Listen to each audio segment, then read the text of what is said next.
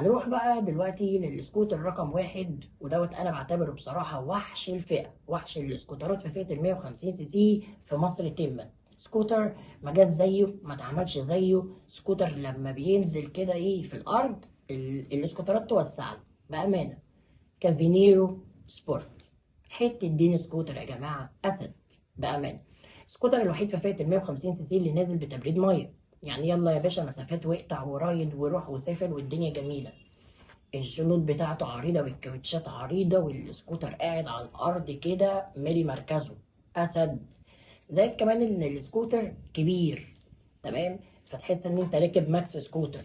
كمان السكوتر في المناورة تقيل على الأرض، يعني بأمانة من أحسن التجارب اللي أنا جربتها كانت سكوتر كافينيرو سبورت. كمان طبعا حته بقى ان الفرامل بتاعته باكم، حته كمان طبعا المساعدين بتاعته حلوه جدا، مساحات التخزين، فهو يعتبر بصراحه سكوتر مثالي بامانه ربنا. الكافينيرو سبورت ليه بقى؟ حاجه اخدها اولا فيها كل اللي انت عايزه، كفرامل مثلا، كمساعدين، كمساحه، كحجم للسكوتر، كجنود قويه، واخد فوقيهم كمان حاجه تبريد ميه، يعني حاجه بامانه ربنا ملهاش حل.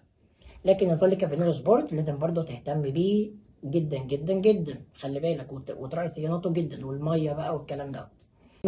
انتظروا ان شاء الله فيديوز كتيره عن السكوترز. ما تنساش ان انت تدعم الشانل بتاعتنا بلايك وسبسكرايب، وارجو تكونوا استفدتم. شكرا.